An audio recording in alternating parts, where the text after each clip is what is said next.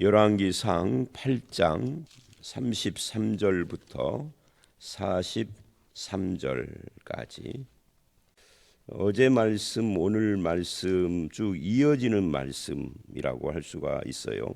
근데 이제 오늘 말씀에서 우리가 봐야 할 첫 번째는 뭐냐면 어제 말씀서부터 계속 그 27절서부터 계속해서 구조가 반복이 되는데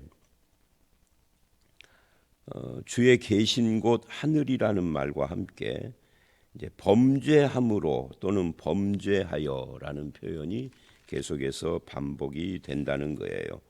이 범죄함으로 하면서 어제 말씀 31절에 만일 어떤 사람이 이웃에게 범죄함으로 맹세시킴을 받고 이렇게 이야기를 하고요. 어떤 개인의 문제를 이야기를 하는 거죠. 오늘 33절은 주의 백성 이스라엘이 주께 범죄하여 적국 앞에 패하게 되므로 이거는 이제 국가 전체가 함께 하나님께 범죄한 이 국가의 문제, 개인의 문제가 31, 2절이라면 33절은 국가적인 문제를 말을 하는 겁니다. 그리고 35절을 보면 만일 그들이 주께 범죄함으로 하늘이 닫히고 비가 없어서, 그러니까 비가 오지 않는 그 비가 오지 않는 이유 중에 범죄함으로 그런 일이 일어나면이라는 뜻이고요. 37절 만일 이 땅에 기근이나 전염병이 있거나 곡식이 시들거나 무슨 해충들이 있거나 적국이 와서, 그러니까 여러 가지 지금 상황이죠. 적국이 와서 에워싸거나 재앙이 있거나 또는 질병이 있든지 이제 인생살이에서 일어날 수 있는 여러 가지 상황들을 이야기를 하면서 그랬을 때에도 하나님께 간구를 해야 한다. 38절 한 사람이나 주의 백성 온 백성 이스라엘이, 한 사람이 그걸 깨달으면은 그 사람이 기도를 하는 거고, 이 재앙이 하나님께 우리가 범죄해서 그런 거구나, 또는 하나님께로부터 온 거구나 하면은 그 깨달은 그 사람이 기도해야 하고, 온 백성 이스라엘이 그거를 알게 되면은 다 각각 자기 마음의 재앙을 깨닫고 기도를 하라, 이렇게 이야기를 하고, 마지막으로 41절로 43절은 주의 백성 이스라엘에 속하지 않은 이방인들이라 할지라도 와서 기도를 하면, 뭐 그런 이야기를 지금 하고 있어요. 그리고 이제 내일 말씀 44절 이하는 어제 말씀드린 것처럼 적국의 땅에서 드리는 기도가 53절까지 이어지고 있죠. 그러니까 각각의 케이스별로 다 다루면서 결론은 하나님께 기도해야 한다. 그러면 하나님이 어떻게 응답하시는가, 이런 구조를 계속해서 반복을 하고 있어요. 사실 기독교는 어떤 면에서는 좀 뻔뻔스러운 종교이기도 하죠. 안 믿는 사람들이 기독교를 비난하는 것 중에 하나가 이런 거예요. 쟤네들은 죄 짓고 하나님 앞에서 회개하면은 다 용서받는데, 근데 그 말이 맞는 말이에요. 죄 짓고 회개하면은 다 용서받죠. 용서받지 못할 죄가 아무것도 없죠. 안 믿는 사람들은 뭐냐? 죄 지어도 회개도 안 쳐. 죄 짓고 회개하면은 다 용서받는 데를 저들은, 기독교인들은 그래서 뻔뻔해 라는 식으로 조롱을 하지만, 비난을 하지만, 그러면 자기들은 죄 지어도 회개도 안 해. 그 차이인 거죠. 기독교가 뻔뻔스럽다라고 욕먹어도 하나님은 범죄한 사람이 10번이든 20번이든 100번이든 회개하면 용서해요. 근데 이제 문제는 회개하면 용서를 하는데 같은 죄를 10번이고 20번이고 100번이고 짓는다는 것은 앞서 회개가 진정성이 있느냐 하는데 좀 의문이 있기는 있죠. 그래서 회개를 입술로만 하는 것이 아니라 오늘 말씀에도 그런 이야기가 나오지만, 회개하면, 회개하고 그 죄에서 돌이키면 그런 표현이 나오기도 하는 것은 그 회개가 진정성이 있어야 된다. 참 회개여야 한다. 형식적인 회개를 말하는 건 아니다. 뭐 죄 지었어, 그럼 기도 한 번 하면 되지. 이런 식의 회개는 아닌 것을 전제로 하는 거예요. 그런 면에서 우리가 안 믿는 사람들이 욕을 하고 뭐 비난을 하고 조롱을 해도 이 본문에서 믿는 사람은 죄 지어도 회개의 길, 회복의 길이 없는데 우리는 죄 지어도 상관없다. 이게 아니라 용서의 길이 열려 있다. 하나님께 회개하고 기도하는 것이다 라고 하는 것을 볼 수가 있어요. 그러면 하나님께서 응답하셔서 치유를 하시던 아니면은 깨닫게를 하시던 문제를 해결하시던 문제가 해결이 안 돼도 그거를 통하여서 어떤 다른 열매가 맺게 하든 뭔가를 하나님이 응답을 하시는 거예요. 응답의 종류는 다 다르겠지만 하나님이 들으신다 하는 거예요. 그러면 하나님은 어떻게 우리 기도를 들으시고 용서도 하시고 해결도 해주시고 또는 깨닫게도 하시느냐 하면 성전에서 들으시는 것이 아니에요. 성전을 향하여 기도하면, 성전을 향하여 기도한다 하는 이 표현은 우리가 주의해야 하는 것이 뭐냐면 성전이라는 건물이 무슨 영험해서가 아니라 성전이 하나님이 우리와 함께 하시는 그 이름이 있는 곳, 즉 하나님이 우리와 함께함을 상징하는 곳이라 그러는 거예요. 신약에 와서는 성전이 어디에, 이 전 세계 어디에 한 군데에 있는 것이 아니라 우리 모두가 하나님의 성전이고 성령께서 우리와 함께 하시고 그러기 때문에 이제 어디를 향하여 이런 건 없는 거예요. 그러니까 예를 들면 서부중앙교회가 중화산동에 있는데 평화동에 사는 사람들은 서부중앙교회 방향을 향하여 무슨 다니엘처럼 창문을 열어놓고 그쪽 방향으로 무릎 꿇고 기도해야 된다, 이런 이야기가 아니에요. 이건 지금 구약의 상황에서, 구약은 성전이 예루살렘에만 한 군데만 있는 거니까. 그래서 성전을 향하여라는 것은 하나님이 그 기도를 들으신다라는 것을 상징적으로 그 행위를 통하여서 고백을 하고 있는 것이죠. 그러면 어디서 들으세요? 주님이 계신 곳 하늘에서 들으시고예요. 이 하늘에서 들으시고도 계속 반복이 되죠. 성전 상징이고 단 한 번도 솔로몬은 지금 단 한 번도 내일 말씀까지 포함을 해서 성전에서 들으시고라는 말을 한 번도 말하지 않아요. 지금 이 상황이 솔로몬이 자기 손으로 황금 성전을 지어놓고 봉헌하는 봉헌식 기도라는 것을 우리가 기억을 해야 합니다. 봉헌식 기도가 아닌 다른 때에는 이렇게 기도할 수 있어도 봉헌식을 하는 그날 기도만큼은 성전에서 들으시고라고 해야 할 것 같은데 그 말을 단 한 번도 안 해요. 성전에서 들으시는 게 아니에요. 하나님은 하늘에서 들으시고예요. 이 말은 하나님은 하늘에 계시지 성전에 계신 것이 아니다. 이 말씀이 계속 반복이 됩니다.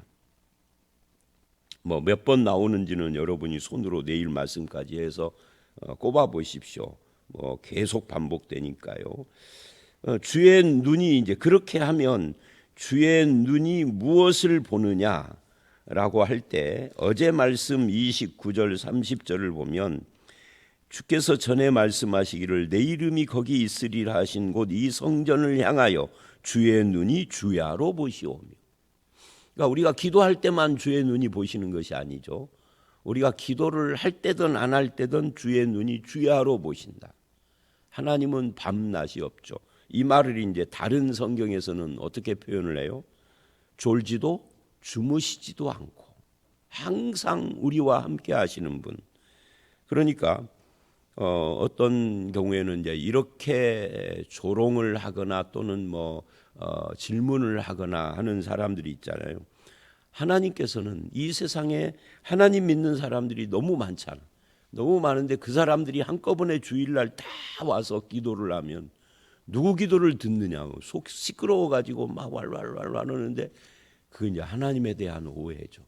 하나님의 전능하심을 믿지 않는, 하나님을 인간처럼 생각하는, 사람은 여러 사람이 떠들면은 집중이 안 되고 안 들리기도 하고 막 이 말 저 말이 들리기도 하지만 하나님은 그렇지 않죠. 이런 걸 생각하시면 돼요. 성령님은 한 분이신데 각 사람 속에 있다. 각 사람 속에 있는 성령님이 들으시잖아요. 그거 생각하시면 하나님은 수많은 사람의 기도를 못 듣는 것처럼 말하는 것은 하나님에 대한 모독이에요. 그런 말은 안 하셔야 되죠. 자, 그 계신 곳에서 들으시는데 주의 눈이 항상 주야로 성전을 바라보시며 이곳을 향하여 비는 기도를 들으소서. 듣는데 주께서 계신 곳 하늘에서 들으신다. 이렇게 지금 이야기를 하고 있습니다. 그러니까 우리는 주의 눈이 우리를 늘 보고 계신다. 또는 뭐 신약에 오면 나를 보고만 계시는 것이 아니라 내 안에 하나님이 내주하시니까 성령께서 이런 것을 늘 생각을 하면서 뭐를 해야 한다고요? 기도해야 한다. 어디서? 있는 곳 어디든지. 성전에 와서만 기도하는 것은 아니죠. 지금 여기 성전을 향하여 기도한다고 할 때 이것은 성전에 와서 저 성전 마당에서 성전을 바라보고만 기도하는 걸 말하는 건 아니에요. 그것도 포함을 하고. 그래서 다니엘이 성전이 무너져 버렸지만 그 바벨론에서 예루살렘 방향을 향하여서 이렇게 문을 열어놓고 창문을 기도를 하다가 사자굴에 던져졌잖아요. 바로 그런 걸 말하는 거죠. 신약에서는 이제 어느 방향이 아니라 하나님께 기도하는 것으로 그렇게 생각을 하면은 되겠고요. 여기서 이제 핵심은 기도를 들으시는 하나님, 주야로 우리와 함께 하시며 이제 여기식으로는 주야로 주의 눈이 바라보시고 우리식으로 신약식으로 말하면 졸지도 주무시지도 않고 주야로 나와 늘 동행하시는 내가 잘 때라도 하나님은 깨어 나를 지키시는 그런 분이시다. 그리고 하늘에서 들으신다. 그러니 기도해야 한다. 언제? 문제 있을 때마다 기도를 하는 건 물론이고 여기서는 이제 문제 있는 경우를 말하지만 문제가 없을 때도 기도하는 거죠. 그래서 기도라는 것은 문제 해결을 위한 도구가 아니라 하나님과 교통하는 도구죠. 하나님과 늘 교통을 하지만 문제가 있으면 더 바짝 하나님과 하루에 한두 번 만나던 하나님을 문제가 있으면 하루에 뭐 12번도 24번도 만나는 거죠. 그래서 그런 차이만 있는 거예요. 이런 말씀이 계속 반복이 됩니다. 그래서 이제 우리가 이 성전이 아니라 하늘에 계신 하나님이라는 것과 그 하나님이 어떤 분이냐? 유일하신 하나님이다. 말씀을 지키시는 그런 하나님이시다. 거기에 보면은 이렇게 이야기를 하죠. 39절 주는 계신 곳 하늘에서 들으시고 사하시며 각 사람의 마음을 아시오니 인간의 마음을 아시는 하나님이 그들의 행위대로 행하사 갚으시되 그들의 행위대로 우리가 어떻게 사느냐를 보신다는 거죠. 그 기준은 뭐예요? 말씀이죠. 하나님의 말씀을 지키며 사는가를 우리의 행위를 아시고 우리의 마음을 아시고 그거를 보신다. 그리고 이렇게 39절에 결론을 내려요. 주님만이 홀로 사람 마음을 다 아시는 분이다. 그러니까 하나님은 우리의 마음을 다 아시는 분이기 때문에 실은 우리가 말로 기도하지 않아도 우리의 기도 제목이나 우리의 문제를 다 아시는 거예요. 그런데 하나님은 뭘 원하세요? 그런데도 우리가 기도하기를 원하신다. 그런 말이죠. 왜? 몰라서가 아니다. 그래서 이런 것을 우리가 생각을 할 수 있어요. 기도라는 것은 모르기 때문에 하나님께 알려주는 행위가 아니에요. 즉 정보 제공이 아니다는 거죠. 그럼 기도는 뭐예요? 아까 말씀드린 것처럼 교통이죠. 하나님과의 교통, 하나님과의 교제. 우리가 이 문제를 하나님이 이미 다 알고 계시지만 그것을 하나님께 아뢰므로써 하나님과 교제하고 하나님은 그거를 원하시고 그럴 때 응답을 하시겠다. 그 말을 지금 하고 있는 거예요. 그래서 이것은 우리가 기도하지 않았는데도 응답되는 경우도 있다는 것을 전제로 하는 거예요. 그래서 이제 이런 부분들을 생각을 하면 우리의 삶의 모든 것이 기도에서 응답받아서 된 건가요? 그거는 아니죠. 예를 들면 이제 요즘 조금 쌀쌀해져서 이제 새벽이 되면은 제가 위에 이 마이를 입고 오고 속에 뭐도 입고 이 옷 다 이거 다 기도해서 받은 건가요? 이 안경 이거 하나님께 기도해서 받은 거냐? 아니죠. 내게 있는 돈으로 내가 가서 기도도 않고 샀지. 그런데 그런 것도 다 하나님의 선물인 거죠. 하나님이 주신 거죠. 넓은 의미에서 보면 내가 어떤 수입이 생긴 것도 하나님이 주신 것이니까. 그래서 모든 면에서 우리가 다 기도해서 받은 건 아닌데, 그 말은 다른 말로 하면 기도 안 해도 하나님은 주시기는 한다 그 말이에요. 그러나 어떤 문제에 있어서, 이 특별한 문제에 있어 하나님은 기도하기를 기뻐하신다. 예를 들면 서울에 있는 우리 아들 딸이 자기들 둘이만 무슨 말을 하고 부모에게는 다 감쪽같이 속였어. 말을 일절 안 해. 어쩌다 한 번은 그럴 수 있겠지만 늘 그래요. 그러다가 제가 어느 날 이것들이 자기들끼리만, 그리고 우리 지네 부모인 우리에게는 말 한마디도 않고 그렇게 몇 년 동안 그랬네라는 걸 알면 어때요? 권사님 어떠시겠어요? 되게 서운하지. 그죠? 나한테 말 한마디 않고 지네들끼리 다 처리했어요. 뭐 처리가 된 거지. 문제 해결이 됐지만 부모는 내가 모를 때는 서운하잖아요. 근데 그걸 알면 서운해요. 근데 하나님은 다 아셔. 그러니까 하나님과의 교통이라는 것은 단순히 문제 해결만을 위한 것이 아니에요. 하나님과 늘 교통, 교제하는 삶을 원하시는 거죠. 나는 하나님이 필요해. 그런 거죠. 우리는 부모 필요 없어. 부모는 지들 알아서 살라고 그러고 나는 나대로 살 거야. 그러면 얼마나 배신감이 있어.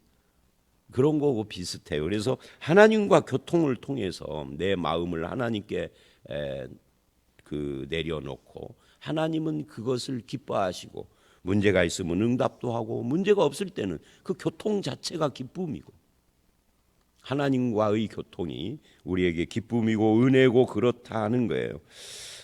그래서 우리가 범사에 다 잘되기만 하면서 아무 문제가 없지만 이 33절서부터 쭉 오늘 말씀을 보면 범사에 잘되기만 하는 것은 아니다.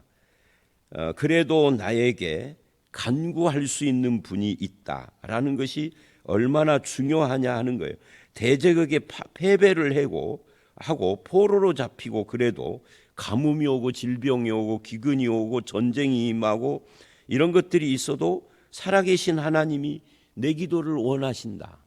그럴 때마다 기도하면 어떤 때는 문제를 해결해 주지만, 에레미야서를 우리가 이 열왕기 바로 직전에 묵상을 했잖아요. 에레미야의 중간까지만 보고 나머지는 이제 내년에 아마 에레미야를 보게 될 텐데, 에레미야의 후반부를 가면 자, 전쟁이 이제 다가와요. 그래 너희가 나에게 기도해. 기도하면은 전쟁에서 이기게 해줄게가 아니라, 뭐 다윗이나 여호사밧이나 뭐 히스기야나 이런 사람들은 기도하니까 전쟁에서 이기게 했어요. 아니면 적국이 물러가게 하든지. 근데 에레미야 시대에는 전쟁이 다가온다라는 말씀을 하시면서 뭐라고 그러냐면, 이 전쟁에 너희가 질 거야. 그러니까 죽음을 최소화하고 항복해서 포로로 잡혀가는 것이 가장 좋은 길이야. 누가? 하나님이 그렇게 말씀해요. 왜 포로로 잡혀가는 것이 가장 좋은 길이냐? 안 죽고 살아남아서 70년 후에 해방돼서 돌아올 때를 기다려야 돼. 그러니까 하나님의 뜻이 다 다양하다 그 말이에요. 다양하다. 우리가 정해놓은 식으로 응답하는 것은 아니다는 것을 우리가 알아야 한다는 거죠. 그러니까 성경을 어느 한 구절만 보지 말고요, 전체적인 입장으로 볼 필요가 있어요. 이걸 신약으로 오면은 그 유명한 이런 거죠. 베드로와 야고보가 감옥에 갇혔어요. 비슷한 시기에 야고보가 먼저 갇히고 그 다음에 베드로가. 야고보는 순교해서 죽었는데 베드로는 감옥에서 자고 있는 걸 천사가 발로 툭툭 쳐서 일어나라고 그래가지고 빼내와. 아니 야고보는 죽었는데 베드로는 왜 살려? 몰라요. 그걸 어떻게 알아? 하나님의 뜻이지. 성경에서는 왜 그랬는지에 대한 설명은 하지 않아요. 사도행전에 그 설명이 안 나옵니다. 그러나 하나님의 뜻은 각 사람에 따라 다르다. 이 각 사람에 따라 다르다가 어디에 나와요? 요한복음 21장, 요한복음의 마지막 장에 나오죠. 베드로가 예수님, 부활하신 예수님 사랑하느냐 내 양을 치라. 이 대화 후에 요한을 바라보면서 쟤는 어떻게 될까요? 하고 물어요. 아니 예수님 대답이 이거죠. 요한을 내가 다시 올 때까지 영원히 안 죽고 살게 할지라도 너하고 무슨 상관이냐? 너는 나를 따르라. 그러니까 요한에 대한 하나님의 뜻과 베드로에 대한 하나님의 뜻이 다르다 하는 거예요. 응답은 똑같다는 식으로 말하면 안 돼요. 그러니까 와서 기도하면, 내가 안수 기도하면, 여기 집회에 와가지고 막 1시간씩 통성 기도하면은 다 뭘 받는다든지, 다 고침받는다든지, 다 부자가 된다든지 이런 식으로 말하는 건 사입이야. 그런 건 없어. 하나님이 무슨 기계예요? 기도하면은 착하고 뭐가 나오는 거예요. 아니 사람마다 다 응답이 다르고 하나님의 뜻이 다르기 때문에 다 다른 거예요. 그러나 기도해야 한다는 거예요. 기도하면은 그 하나님께서 이 경우에는 이렇게 저 경우에는 저렇게 하지만 여기서는 지금 그렇게 기도하면 치료하고 그렇게 기도하면은 적국으로부터 우리를 지켜주시기도 하고 이제 그러시겠다는 이야기를 하는 거죠. 자, 그래서 이 35절서부터 43절까지 오늘 말씀 범죄에서 오는 재앙과 징계에도 회개하는 자를 사하시고 비가 안 오면 비도 내려주시지만 재앙이나 고난, 질병, 삶의 어려움이 죄의 결과로만 오는 것은 아닌 것도 우리는 이해를 해야 하고 그럴지라도 하나님께서 용서하시고 하나님께 기도하면은 자기를 돌아보게 되고 새로운 삶을 살게 되어지는 그래서 이제 이런 말씀들을 쭉 오늘 본문에서 하고 있습니다. 자, 이제 이 말씀 오늘 말씀의 결론으로 여러분에게는 어떤 기도의 제목이 있습니까? 나는 뭐 기도에 특별한 기도의 제목은 없어요. 그러면 새벽에 왜 나오셨죠? 문제가 있어야만 나오는 건 아니죠. 하나님과 말씀을 통하여서 기도하는 삶이 나에게는 힘이요. 그것 자체가 그 은혜가 그 경험 자체가 내 인생을 바르게 살아가는 방향 키와 같은 것이요. 그래서 하나님께 나와 기도하는 거고 새벽에 나와서 기도를 안 해도 이 음성 파일을 듣고 또 말씀을 묵상하고 집에서든 사무실에서든 어떤 분은 전에도 한번 소개를 했습니다마는 저 경기도 쪽에 사는 어떤 분이 그러더라고요. 자기는 이제 집에서 나와서 출근을 하려고 차에 시동을 탁 넣으면은 이쪽으로 연결이 돼서 이 새벽 이 말씀을 듣도록 되어 있대요. 운전하고 가면은 회사에 딱 도착하면은 새벽 기도 설교가 끝난대. 그러면 어떻게 해야 되겠어요? 그렇게 되면 그러면 바로 사무실로 이제 그분은 어떻게 하는지는 모르겠어요. 사무실로 가기보다 도착을 해서 파킹을 딱 한 다음에 그때 설교가 다 끝나면 그 다음에 잠시 거기서 기도해야죠. 뭐 1초를 기도를 하든 10초를 하든 1분을 하든 10분을 하든 5분을 하든 기도를 해야죠. 뭐 더 길게 해도 좋고. 아니 더 좋은 것은요. 이렇게 쭉 들은 뒤에 오늘 말씀이 저런 내용이구나 하고 잠깐 말씀을 요즘 이 매일 성경 뭐 분량이 한 10절, 11절 뭐 이렇게밖에 안 되니까 읽고 이미 설명을 들었으니까 어려울 것도 없잖아요. 읽고 그리고 기도하는 거죠. 특별한 기도 제목이 없어도 특별한 기도 제목이 있을 때는 뭐 말할 필요도 없고 여러분이 어떤 문제가 있어서 나온 것이 아니어도 기도해야 되지만, 그러면은 어떤 문제가 있어서 기도하러 오셨습니까? 그렇다면은 하늘에서 들으시고 사하여 주시고 해결해 주시는 그 하나님 앞에 기도하는 것입니다. 그러면 하나님께서 각 사람에게 적절한 그런 응답을 하신다. 사람마다 뜻이 다르지만, 하나님의 뜻이 다르지만 하나님은 들으시고 응답하시는 분이다라는 이 확신을 가지고 이제 오늘 말씀에서 가장 저의 마음에 와닿는 것은 39절 말씀이에요. 39절 맨 끝에 주만 홀로 사람의 마음을 다 아시는 분이다. 우리의 마음을 다 아시는 하나님 앞에 여러분의 마음에 고민이 있으면 그것을 내놓고 하나님과 기도하고, 우리의 마음에 고민이 없어도 내 마음을 아시는 하나님 앞에 교통하는 그런 삶을 통하여서 늘 언제나 하나님과 동행하며 필요에 따라서 응답도 받으시는 그런 저와 여러분들이 다 되시기를 주의 이름으로 축원합니다. 함께 기도하겠습니다. 하나님께서는 우리의 기도를 들으시되 온 마음으로 하나님 앞에서 행하는 자에게 은혜를 베푸시고 죄를 사하시며 문제를 해결하시며, 사람에 따라서 각 사람 따라서 응답의 내용은 다르지만 우리를 신원하시는 하나님이신 것을 믿습니다.